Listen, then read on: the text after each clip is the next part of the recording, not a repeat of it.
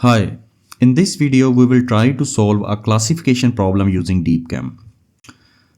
We are gonna be using the same dataset, free solved dataset, which contains experimental hydration free energies of small molecules in water along with their SMILE strings.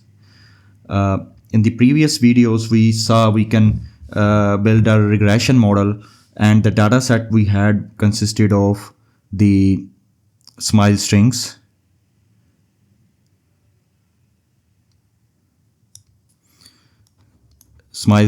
and we had the target values like 0.1, minus 11.2, minus 5.2, plus 5.8, plus 10.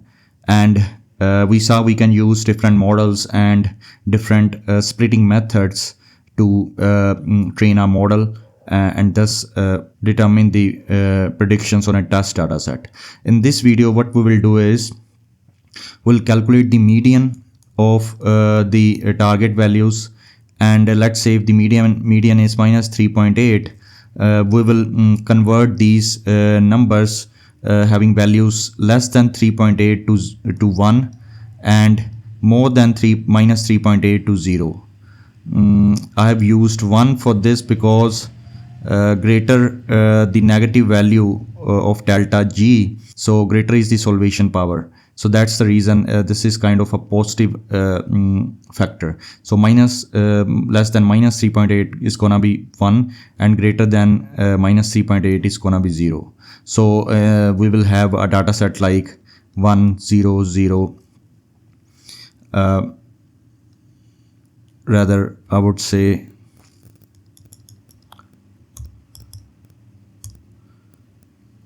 0, 1, 1, 0, 0. So basically we have converted these numerical values to classes. So that's how we will proceed. So let's install all the dependencies and import various modules. So this is the code for that.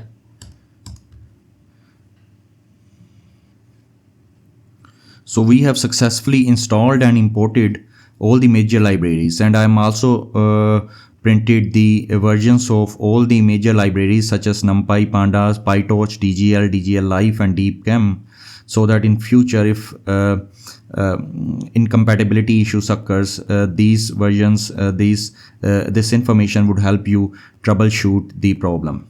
So all these versions are over here. So let's go ahead and load our data set.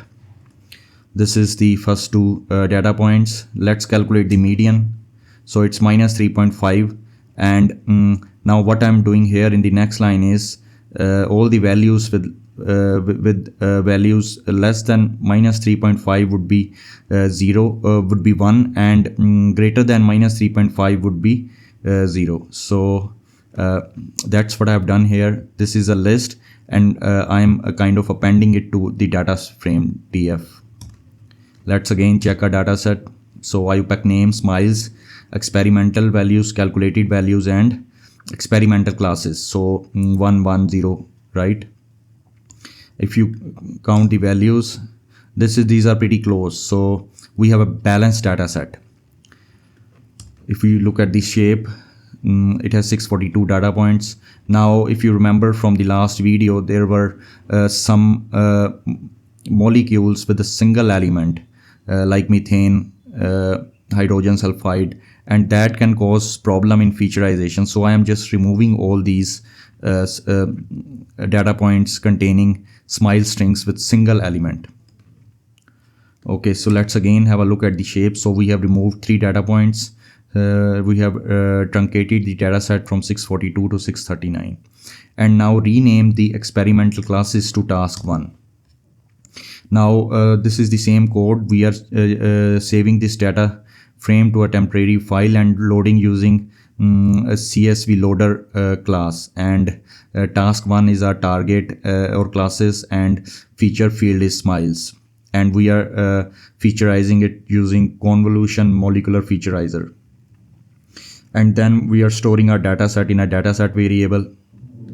So let's do that. So length of the dataset is 639. Again, if you want to see the type, it is DeepChem dataset, disk dataset, Again, if you want to look at the first 10 IDs, just dot IDs, and if you want to get the shape, it will tell you the shape of all the four constituents, which is X, Y, weights, and smiles. So let's randomly split the data set. Again, this is the code that we have already discussed in the regression problem in the first two videos. So length of trained data set is 511 because our 80% is training, and length of test would be the remaining points. So 128, basically 20%. Now we want to build a classification model. So graph convolution model, number of tasks is 1, mode is classification. This is the dropout rate. You can put it to 0 as well. And let's train our model using trained data set. The number of epochs I'm using is 100.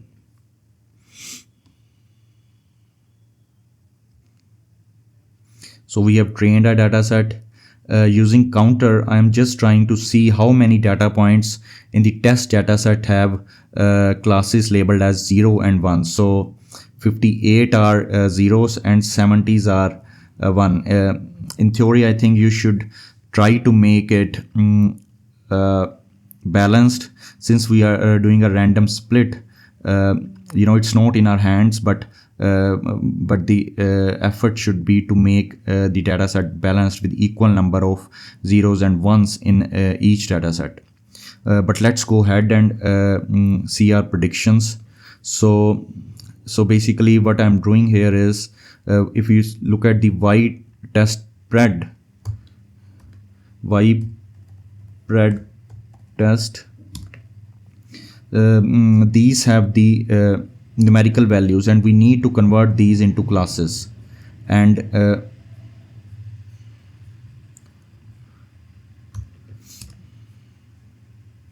for that, what I'm doing is converting. If the value is greater than 0.5, it would be labeled as 1, and if its value is less than 0.5, it would be labeled as 0 in both train and test predictions, so that we get the labels here.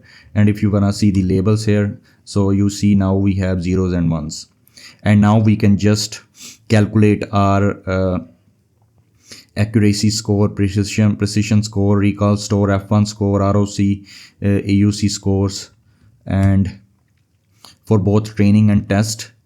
And let's print these out. So accuracy is around 86%. This is the precision and recall score, F1 and ROC, AUC score for test metrics. And for train, these are the values. You can also print out the confusion matrix using confusion matrix method of sklearn. So the parameters are gonna be the actual labels and predicted labels.